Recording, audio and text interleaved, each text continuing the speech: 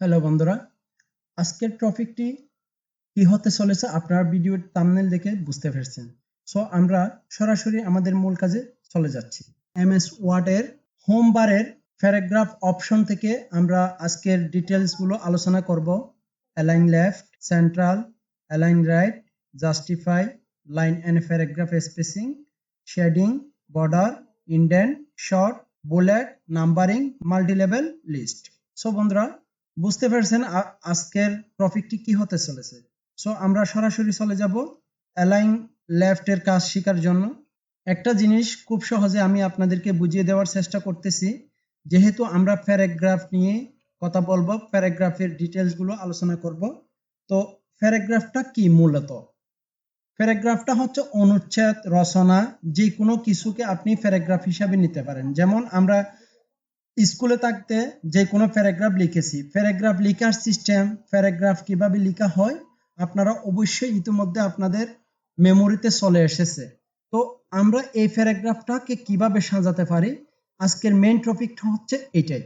এই প্যারাগ্রাফটা, এখানে একটা প্যারাগ্রাফ লিখেছি আমি ট্রাফিক জ্যামের উপর। এই ট্রাফিক জ্যামের উপর প্যারাগ্রাফের একটা নাম দিতে হবে। সো এই নামটা লেখার জন্য আমি সরাসরি এখানে, যেহেতু প্রথমে অপশনে লেখা যাচ্ছে না, আমি এখানে মাউসের কার্সর রেখে এন্টার দিয়ে এক লাইন নিচে গেলাম। দেন এখানে লিখব ট্রাফিক জ্যাম। এই প্যারাগ্রাফের নামটি দেওয়ার পর এখানে আমরা পূর্বের ক্লাসে শিখেছি এটাকে আমরা বোল্ড করতে পারি। দেন এটাকে আমরা মাঝখানে নিয়ে আসব। এখন দেখেন এই লেখাটুকু শুরু হয়েছে কোথায় থেকে, যে অ্যালাইন, অ্যালাইন লেফট। এই লেখাটাকে আমি রাইট অ্যালাইন থেকেও শুরু করতে পারি, অর্থাৎ এটা বাম সাইড থেকে শুরু হওয়া মানে এটা হচ্ছে লেফট অ্যালাইনমেন্ট। এই যে দেখতে পাচ্ছেন, এটা লেখার পর এখানে অ্যালাইন লেফট শো করতেছে। এটাকে সিলেক্ট করে আপনি এখান থেকে রাইট অ্যালাইনমেন্টও দিতে পারেন, অর্থাৎ রাইট। দেন চলে আসছে রাইট দিকে, অর্থাৎ আপনি এখন রাইট অ্যালাইনমেন্টটা সিলেক্ট করার পর এখানে এন্টার দিয়ে এখান থেকে শুরু করতে পারেন। যেমন এখানে আমি আরেকটা টপিক দিতে পারি, ডেট দিতে পারি। এটা ডেট দিতে চাইলে আমি আজকের ডেটটা দিচ্ছি। দেখেন আমি যখন রাইট অ্যালাইনমেন্ট দিয়ে শুরু করলাম, দেন আমার লেখাগুলো আমার হাতের ডান দিক দিয়ে শুরু হলো। সো বন্ধুরা, দেখতে পাচ্ছেন রাইট এবং লেফট। লেফট দিলে এই রাইটটাকে আমি সিলেক্ট করে দেন যদি এখান থেকে লেফট দিই, লেফটের দিকে চলে আসবে। অবশ্যই এটা বুঝতে পেরেছেন। দেন এটাকে আমি কেটে দিচ্ছি। এখন দেখেন এই ট্রাফিক জ্যাম, এটাকে আমি প্যারাগ্রাফ হিসাবে সাজানোর জন্য প্যারাগ্রাফের নামটাকে আমি মিডলে নিতে চাচ্ছি। দেন এইখান থেকে এটাকে সিলেক্ট করব। সিলেক্ট করার পর এখানে সেন্টার অর্থাৎ মিডল, সেন্টারে ক্লিক করলে আমার সেন্ট্রালে চলে আসবে। দেন দেখতে পাচ্ছেন এটা সেন্ট্রাল হয়ে গেছে। সো এখন আমাদের সেন্ট্রালে চলে আসছে, এটাকে একটু আন্ডারলাইন করতে পারি। দেন কত সুন্দর দেখাচ্ছে। প্যারাগ্রাফের সেটিং গুলো আমরা করতেছি এখন। এরপরে প্যারাগ্রাফ লিখছি, কিন্তু আমার প্যারাগ্রাফ লেখার পরেও এখানে এক এক রকম লাইন, একটা বাঁকা, একটা ছোট আর একটা বড়, এটা সুন্দর দেখাচ্ছে না।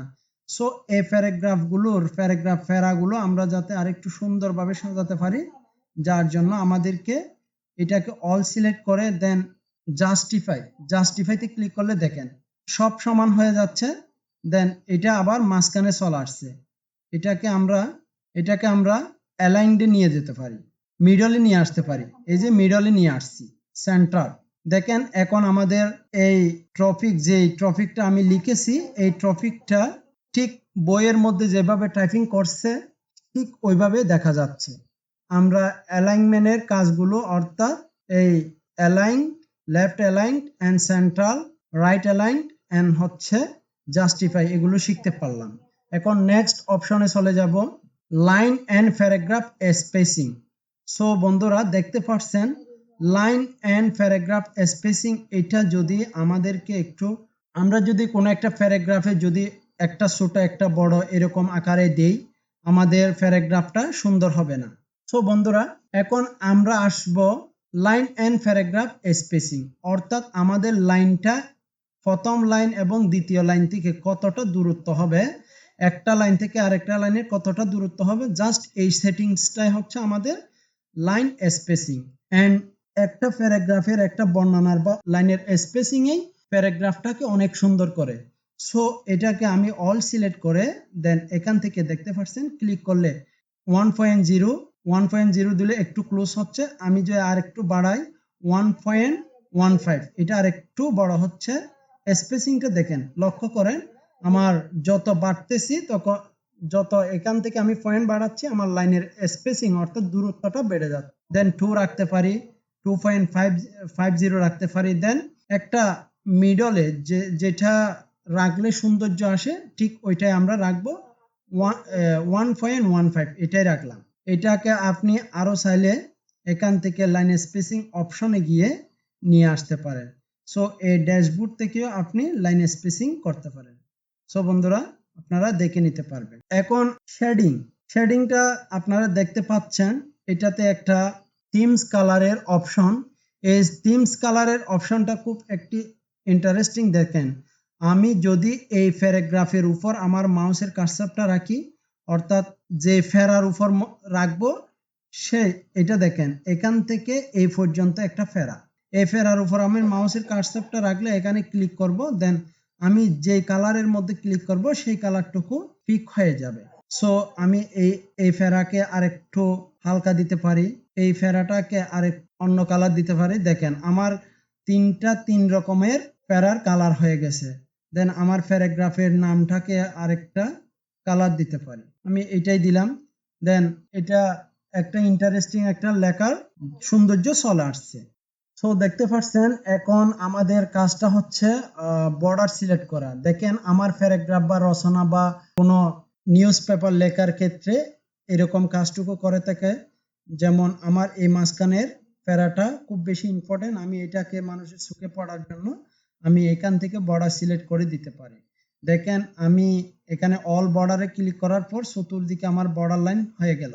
কোন ধরনের দিবেন, কোন স্টাইলের দিবেন, এখান থেকে বিও বর্ডার এন্ড শেডিং এ ক্লিক করলে দেখেন এখান থেকে এই অপশনটুকু চলে আসবে। দেন এখান থেকে দেখেন আমি চাচ্ছি এটা দেওয়ার জন্য। দেন এটাকে সিলেক্ট করলাম। দেন এখান থেকে কালার অপশনটুকু সিলেক্ট করে দিতে পারেন। দেন এই কালারটুকু দিলাম। এখান থেকে দেখেন আমার এখানে বর্ডারের চতুর্দিকে কালার পিক হয়ে গেছে। এরপরে আমাদের নেক্সট অপশন হচ্ছে দেখেন কোন একটা অনুচ্ছেদ বা কোন রচনার প্রথম ফেরাটাকে একটু সাজানোর জন্য বা কোন একটা ফেরাটাকে সাজাবেন কিভাবে। যেমন এটা একটা নিউজ পেপার পাবলিশড হবে, এই ফেরার সামনে করে একটা পিকচার হবে, যার জন্য এই লেখাটাকে একটু ডিভাইড করবেন, একটু সরিয়ে নিয়ে আসবেন। এটার উপর মাউসের কার্সার রেখে দেখেন এখানে হচ্ছে ইনক্রিজ ইন্ডেন্ট অর্থ হচ্ছে জায়গা করে নেওয়া। দেন আমি এটার উপর মাউসের কার্সার রাখছি। দেন ইনক্রিজ যতবার দিবেন ইনক্রিজ ততবার এটাকে জায়গা খালি করে নিচ্ছে। দেন নিউজ পেপারে খবরে আপনারা দেখতে পাচ্ছেন এখানে একটা পিকচার দিবে, এই জায়গাটাকে খালি রাখবে। সো এই ধরনের জায়গার মধ্যে কিভাবে পিকচার দিবেন এগুলো আমরা নেক্সট ক্লাসে আলোচনা করব। টেক্সট বক্স এনে দেওয়া লাগে। সো আমরা ওইদিকে আর যাচ্ছি না। দেন এটার উপর মাউসের কার্সার রেখে এটাকে আপনি যদি ডিক্রিজ করতে চান ডিক্রিজ ইন্ডেন্ট যতবার ক্লিক করবেন ঠিক আগের পর্যায়ে চলে আসছে। সো আপনারা অবশ্যই বুঝতে পেরেছেন।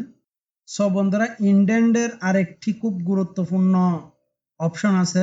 আপনারা দেখেন আমরা যেহেতু প্যারাগ্রাফ অপশনে আছি, সো এখানে একটা দেখতে পাচ্ছেন অ্যারো চিহ্ন, এই অ্যারো চিহ্নতে ক্লিক করলে দেখেন আমি মাউসটাকে এখানে রাখবো। এখানে একটা খুব ইন্টারেস্টিং কাজ দেখতে পাবেন, আমি প্রথম লাইনেই ইন্ডেন্ট দেব। প্রথম লাইনকেও আলাদা করে আপনি ইন্ডেন্ট করতে পারেন। দেন এখান থেকে আমি এটার অপশন ক্লিক করার পর ইন্ডেন্ট এন্ড স্পেসিং এটাতে আসবেন। এখান থেকে দেখতে পাবেন ফার্স্ট লাইন বা হ্যাঙ্গিং। এখন ফার্স্ট লাইনকে আপনি কি করতে পারেন, এখান থেকে ফার্স্ট লাইনে আমি সিলেক্ট করলাম। দেন দেখতে পাচ্ছেন এখানে প্রিভিউতে ফার্স্ট লাইনের প্রথম দুই তিনটা ওয়ার্ড সরে গেল, সামনের দিকে চলে গেল। দেন ওকে দিলে দেখেন আমার এখানে এই ধরনের কিন্তু আমরা নিউজ পেপার দেখে থাকি, দেন এই ধরনের বুক ছাপানো দেখে থাকি। সো এই অপশনটুকু এভাবে করবেন।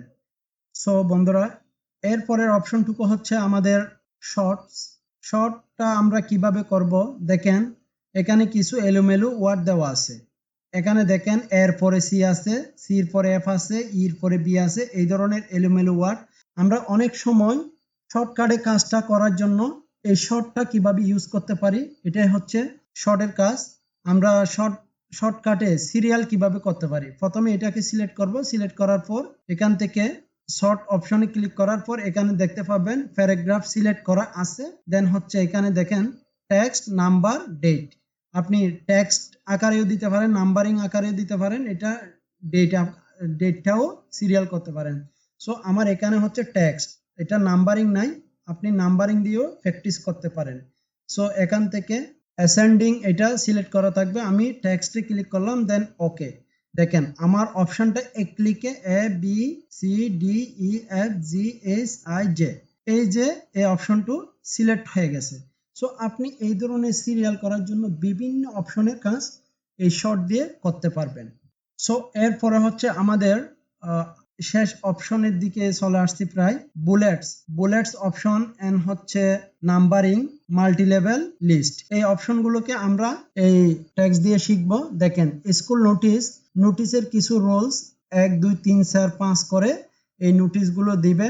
সো বিভিন্ন ধরনের সিরিয়ালিং করার জন্য আমি এটা দেখাচ্ছি, আপনারা বিভিন্ন ধরনের সিরিয়াল করতে পারেন। সো আমি সকল প্যারাগ্রাফটাকে সিলেক্ট করলাম, যে নোটিশটুকু আমি সিরিয়াল করব। সিলেক্ট করার পর প্রতিটা প্যারার মধ্যে আমি একটা একটা নাম্বারিং দিতে চাই।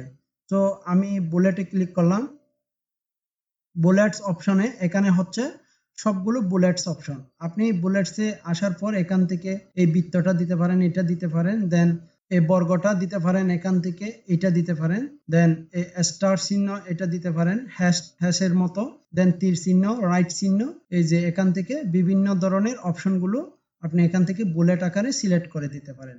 সো হচ্ছে বুলেটের কাজ এটাই। দেন আমি ব্যাকে গেলাম কন্ট্রোল জেড দিয়ে। দেন এরপরে হচ্ছে আমাদের নাম্বারিং এর কাজ। সো আমি এখানে বুলেট না দিয়ে যদি নাম্বারিং দিতে চাই, এটাকে আবার সিলেক্ট করবেন। সিলেক্ট করার পর দেন এখান থেকে এই অপশনে ক্লিক করবেন, 1 2 3 4 এই ধরনের আকারে কি এখানে নাম্বার হয়ে যাবে। সো এখানে দেখেন নাম্বারিং হয়ে গেল। সো আমি যদি এইটাও না দিতে চাই, দেন এখানে সিলেক্ট করে এখানে রোমান সংখ্যা আছে, দেখেন 1 2 3 যেগুলা রোমান সংখ্যা আকারে আছে, আপনি রোমান সংখ্যা আকারে দিতে পারবেন। সো প্রতিটা প্যারার মধ্যে এক একটা কি হয়ে গেল, এখান থেকে অপশন চলে আসছে। সো দেখতে পাচ্ছেন আমি এটাকে আবার সিলেক্ট করলাম। যদি আপনি এখান থেকে নাম্বারিং দিতে চান, আপনি নাম্বারিং দিতে পারেন।